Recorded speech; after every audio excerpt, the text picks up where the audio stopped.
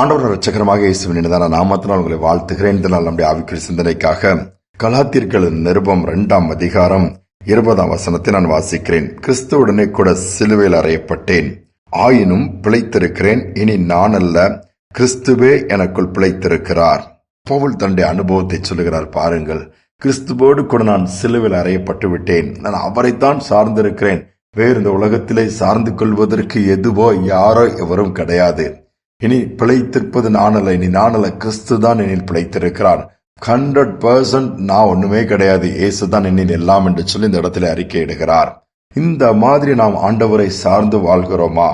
அதுதான் இன்று நாம் சிந்திக்க வேண்டிய ஒன்று. பழைய ஏற்பாட்டு காலத்துல எப்பொழுதெல்லாம் ஆண்டவருடைய பிள்ளைகள், அதை இஸ்ரவேலர் கர்த்தரை சார்ந்து கொண்டார்களோ, ராஜாக்களாக இருக்கலாம், அப்பொழுதெல்லாம் உங்கள் ஜெயத்தை பெற்றுக் கொள்வார்கள். யுத்த காலத்தினாலும் எதுவானாலும் சரி. ஆனால் ஆண்டவரை சார்ந்து கொள்ளாமல் மற்ற ராஜாக்களையோ மற்ற சந்ததிகளையோ சார்ந்திருப்பார்கள், நாங்கள் தோல்வியை தான் சந்தித்திருப்பார்கள். ஆண்டவரே அவர்களை அடிமையா ஒப்புக் கொடுத்த சம்பவங்களும் சொல்லப்பட்டிருக்கிறது. இன்று அநேக நேரம் நம்முடைய வாழ்க்கையில் அதுதான். யாரை சார்ந்து இருக்கிறோம்? ஆண்டவரை சார்ந்து இருக்கிறோமா, அல்ல உலகத்தையா, அந்த உலகத்தாரையா, உலகத்தில் உள்ளவைகளையா? அதை தான் நாம் சிந்திக்க வேண்டும். நாம் உலகத்தையும் உலகத்தில் உள்ளவைகளையும் சார்ந்திருப்போம் என்று சொன்னால் நாம் முதலில் பார்ப்பதற்கு நன்றாகத்தான் தோன்றும், பின்பு நாம் ஏமாற்றப்பட்டு விடுவோம், வஞ்சிக்கப்பட்டு விடுவோம். இயேசுவே சார்ந்திருக்கும் பொழுது, அவரை சார்ந்து வாழும் பொழுது எந்த விதத்தில் ஆண்டவர் நம்மை கைவிட மாட்டார். நம் மூலமா ஆண்டவர் மகிமைப்படுவார். நம்மை பார்க்கிறவர்கள் இயேசுவை பார்ப்பார்கள். அதுதான் உண்மை.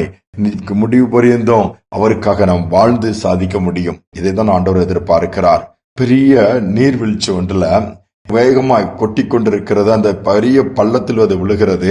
2 பக்கங்களிலும் மலைகளும் இருக்கிற ஒரு மாதிரி பகுதியில் இருக்கும்போது அதுல ஒரு பெரிய ரோப்பை கட்டி ஒரு மனிதன் அதிலே சாகசம் பண்ணி கொண்டே இருப்பானாம். திரளான கூட்டங்கள் அதை பார்த்து கைத்தட்டி ஆர்ப்பரிக்குமாம்.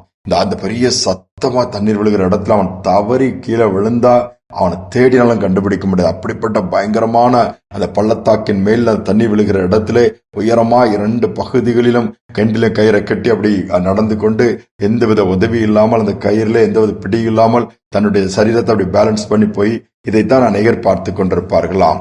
ஒரு நாள் அவன் என்னோடு கூட யார் வருகிறார், நான் அவனை சுமந்து கொண்டு அக்கறைக்கு போகிறேன்னு சொல்லதும் யாரும் முன்பாக வரவில்லையாம்.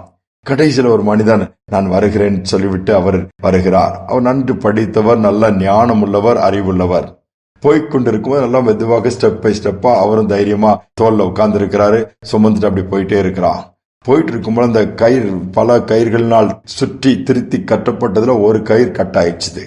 அது ஒன்று இதான உடனே அதனுடைய பேலன்சிங் அது வரை கொஞ்சம் ஸ்ட்ரைட்டா ஸ்டிப்பா இருந்த கயிறு கொஞ்சம் அப்படியே ஜம்ப் ஆக ஆரம்பிச்சு, அப்படியே கீழே மேல போகும்போது பேலன்ஸ் பண்ண கஷ்டம் ஆயிடுச்சு. அப்ப என்ன பண்றதுன்றே தெரியல. மற்றவங்க எல்லாம் அதை பார்க்கும்போது ஐயோ ஆபத்து வந்துருச்சு, அவங்க கீழே விழுந்து 2 பேரும் மறிக்க போறாங்கன்னு சொல்லி அலற ஆரம்பித்து விட்டார்கள். ஆனா இந்த மனிதனுக்கு எப்படி என்ன செய்வது? நம் மேல் இன்னொரு மனிதன் வேற இருக்கிறார், நாம் மட்டுமானால் எப்படியா வேகமா அக்கறைக்கு போய்விடலாம் என்று. ஆனால் இவரையும் சுமந்து கொண்டு போக வேண்டுமே, அதோடு பெரிய பிரச்சனை என்று சொன்னால் இவர் பயங்கரமான அறிவாளி, ஞானம் உள்ளவர். இவர் ஏதாவது சொல்லுவார, இவர் சொல்லி நான் ஒண்ணு பண்ணனா 2 பேரும் இதுல முயற்சி எடுக்கும் போது வீழ்ச்சி தானே வரும் என்று பயந்து விட்டார். இப்ப என்ன செய்வதுன்னு சொல்லி அவரிடம் கேட்கிற அப்படி ஒரு இக்கட்டன். அவரும் அதை அறிந்து, சரி இப்ப என்ன செய்வது? ஒன்னும் நீங்க செய்யக்கூடாது, நீங்க அமைதியா சும்மா இருக்கணும் அப்படின்னு அவருக்கு புரியல. கொஞ்ச நேரம் இந்த தோலை விட்டு இந்த காலை வச்சு இந்த கயிறுல நின்று என்னுடைய உடம்ப போய் பிடிச்சிடுங்க, கொஞ்சம் ரெஸ்ட் தேவைன்னு சொல்லி ஒரு சில நிமிடங்கள் நின்றுட்டு, இன்னும் தாமதித்தாலும் அடுத்த பகுதி கயிறு அறந்து விட ஆரம்பிச்சிரும். சீக்கிரம் நான் ஒன்னே ஒன்று சொல்றேன், நீங்க அதை செய்யணும், வேற எதுவுமே செய்யக்கூடாதுன்னு சொல்லும்போது என்னன்னு சொன்னா, நீங்க என்ன இறுக கழுத்தை கட்டி பின்னாடி தோல்ல தொங்கிட்டு அப்படி பிடித்துக் கொள்ள வேண்டும். எந்தவித அசைவும் இருக்கக்கூடாது. எப்படி என்னுடைய சட்டை என்னுடைய சரீரத்தோடு ஒட்டி இருக்கிறதோ அதுக்கு உயிர் கிடையாது, தானா எதுவுமே செய்யாது, என்னோட தான் அது அப்படியே தான் இருக்கும். அதே மாதிரி நீங்க உங்க சிந்தையோ, உங்க அறிவோ, உங்க ஞானமோ, உங்க அசைவோ எதுவுமே இருக்கக்கூடாது. அந்த மாதிரி இருந்த நிலைமையில என்னை பிடித்துக் கொள்ள வேண்டும் என்று சொன்னான். சரி என்று சொல்லிவிட்டாராம். சரின்னு சொன்ன உடனே இவர் அதுக்கு பிறகு வேகமா நடந்து அக்கறை கொண்டு போய் விட்டுட்டாராம். யோசித்து பாருங்களா, விட்ட உடனே எல்லாருக்கும் ஒரே சந்தோஷம், ஆர்ப்பரித்தாங்களாம். இதுல கற்றுக்கொள்கிற காரியம் என்ன?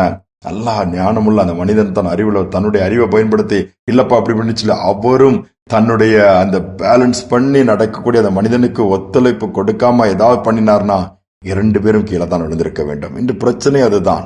ஆண்டவர் நம்மை ஒரு வழியில் நடத்த முற்படுவார், நாம் இன்னொரு வழியில் அவரை நடத்த முற்படுவோம். எதிலுமே ஒற்றுமை இல்லாமல் அல்லது அவரை சார்ந்து இல்லாமல் இருக்கும் பொழுது குடும்பங்கள்ல எடுக்கிற முடிவுகள், நாம் கடந்து போற பாதைகள், வர பிரச்சனைகள்லாம் இதனால்தான் அதிகமாக இன்னைக்கு சந்திக்க வேண்டியது இருக்கிறது. இன்று முழுவதுமாய் ஆண்டவரை சார்ந்து கொள்ளும்படியாய் அர்ப்பணித்து பார்ப்போம். எல்லாமே ஆச்சரியமாய் அதிசயமாய் மாறுகிறதை நாம் பார்க்க முடியும். ஜெபிப்போம். மகள் அன்பின் பரலோக தகப்பனே, அநேக நேரத்தில் நாங்கள் அப்பா உம்மை சார்ந்து கொள்ளாமல் அல்லது இருமனதாய் உம்முடைய திட்டத்தின்படி இல்லாதபடி நாங்கள் விரோதமாய் போய் விடுகிறோம். உம்மை காண்பிப்பதற்கு பதிலாக உலகத்தை காண்பித்து விடுகிறோம். என்னுடைய மாம்ச பலவீனங்கள் தலை தூக்க ஆரம்பித்து விடுகிறது.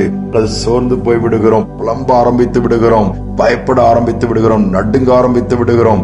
இப்படிப்பட்ட காரியங்கள் எல்லாம் உம்மை சார்ந்து இராததுனால எங்களுக்கு வந்து விடுகிறது. இன்றைக்கு அப்படி அல்லப்பா, இன்றையிலிருந்து உண்மையே சார்ந்து கொண்டு, ஏனென்றால் நீர் எங்களுக்காக உம்முடைய ஜீவனே கொடுத்தவரப்பா. பிறகு இந்த உலகத்தின் தேவைகளை நீ சந்திக்க மாட்டீரா, வாஞ்சைகளை அருளி செய்ய மாட்டீரா, அற்புதங்களை செய்ய மாட்டீரா, அம்மாள் முடியுமாப்பா. இதை கேட்டுக்கொண்டிருக்கிற ஒவ்வொரு பிள்ளைகளும் யாரெல்லாம் சார்ந்து கொள்கிறார்களோ, நீங்க தானப்பா உண்மைதானே நான் நம்பி இருக்கிறேன் என்று சொல்லுகிறார்களோ, இந்த நாளில் அவர்கள் பட்சமாக நின்று ஒரு பெரிய காரியங்களை செய்யும்படி நான் ஜெபிக்கிறேன். செய்வதற்காய் ஸ்தோத்திரம், நடத்துவதற்காய் ஸ்தோத்திரம். துதிகனமை ஏற்றுக்கொள்ளும் இயேசுவின் நாமத்தில் வேண்டிக் கொள்கிற நல்ல பிதாவே, ஆமேன், ஆமேன். நாமல்ல, கிறிஸ்து நம்மில் ஜீவிக்கட்டும். நாமல்ல, கிறிஸ்து நம்மூலமாய் வெளிப்படட்டும். அவரே சார்ந்து கொள்கிறே நம்மை முழுவதுமாய் மறைத்து இயேசுவை வெளிப்படுத்துவதை தான் இயேசுவானவர் விரும்புகிறார். இந்த சிந்தனையோடு இந்த நாளை தொடருவோம். மீண்டுமாய் நாளை தினம் சந்திப்போம்.